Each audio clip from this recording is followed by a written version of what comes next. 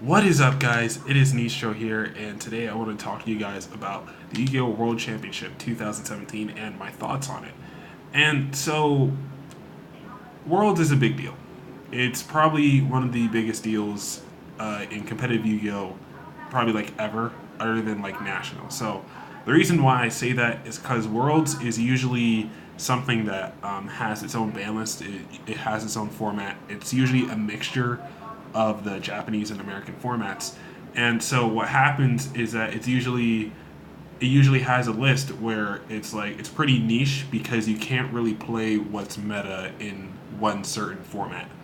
In this situation of this year, dinosaurs is still meta in the OCG, so they kind of still got away with playing dinos, even though diagram was hit and links were out, but dinosaurs still played pretty strong. Which spoilers, dinosaurs did win. So yeah, it's still pretty niche, which is why I say that nationals is a bigger deal to the competitive scene because it kind of showcases like what was the best deck of like um, that play year. When I say play year, I mean from the September to the June slash July um, season of Yu-Gi-Oh. So because that's how years work, they kind of work like school years, which is pretty funny. Like it starts in like the season starts in September, and then ends in like June or July, and then August and like September are usually like the mix and match months, the months where we don't really know what's going to happen yet, and then by October or November it usually starts to pick up, and then it goes off. You know what I'm saying? So yeah, so this year Worlds was a little different actually. So as you can see, it has a little esports logo at the bottom there. So Konami actually stepped their game up this year compared to last year, and it was actually pretty damn cool. Especially seeing like the stage that they had for the actual duel itself. It's like it looks like they put a higher budget into it. And I heard some people complaining that they didn't have multiple streams of it because they were doing like duel links and they were doing actual duels and they were doing dragon duels at the same time. And we usually had like one focus on one specific thing at a time. Like we didn't have three different things, three different streams focusing on three different things. Instead, we had to watch all of it. And I don't think it's the worst thing in the world, but like you have to remember that Konami is nowhere near as big of a company as the Pokemon company is or Nintendo themselves. They have a way bigger budget and can probably get away with doing more. So you have to remember, it's like Yu-Gi-Oh isn't as big as Pokemon is, and even though Yu-Gi-Oh has a bigger card game, it's not as big of a franchise as Pokemon is. So that's definitely something you'll have to keep in mind. And so seeing these the duelists this year, I think it was a little better. With like seeing a stream tournament without having to watch a Zodiac mirror match has been so refreshing. It is like I cannot describe to you how how good it felt.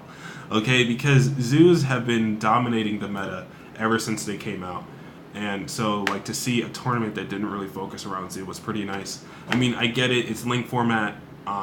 It was Zoo might not last too much longer anyway with this upcoming ban list and their reprints in the Megatins.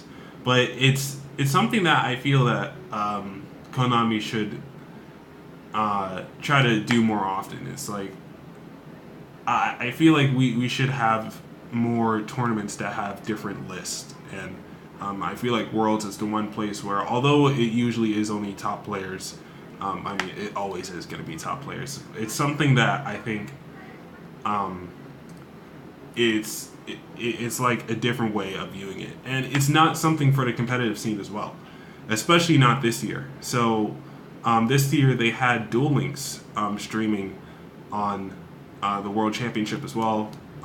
Duel Links had like its own little nationals as well, so it was like the people from each region, the best few players who.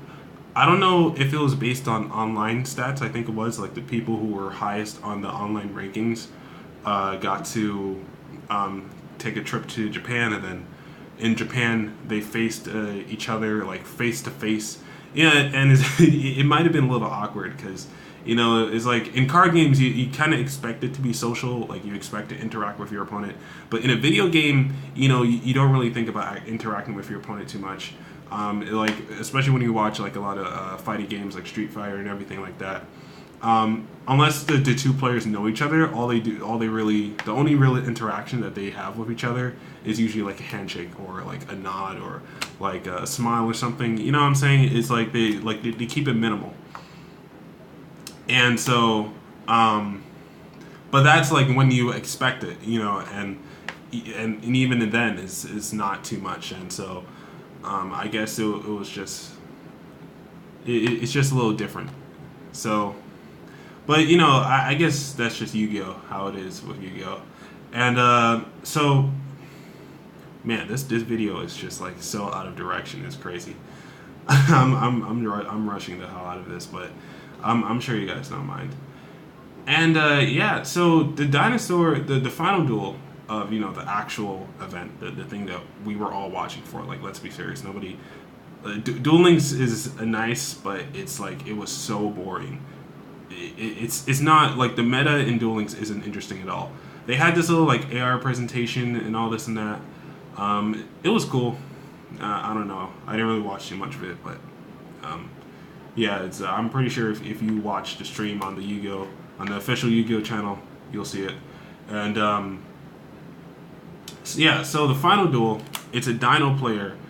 It's a Dino player mirror match. So both players are using Dino Yang Zings, right? Which is kind of funny because last year it was kind of like a mirror match for the final duel as well, and it was kind of like one player just blew the other out of the wind. It's like I forgot their names already just because their names were so long, but it's like one guy just turn one. He had like a 10-minute turn one where he just made like Danglong, Ultimate Conductor, True King of All Calamities. He made a Trish and banished a card in hand.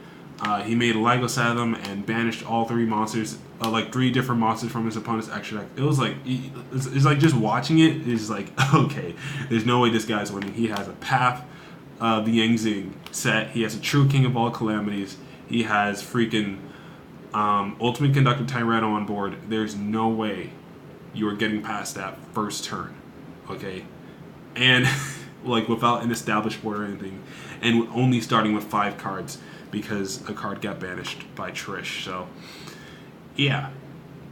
It was that was the first duel. The second duel, he did kind of misplay a bit, but he did still end up winning by, a long shot. So, it was pretty cool. Dragon Duels was just... It was just a freaking trip, man.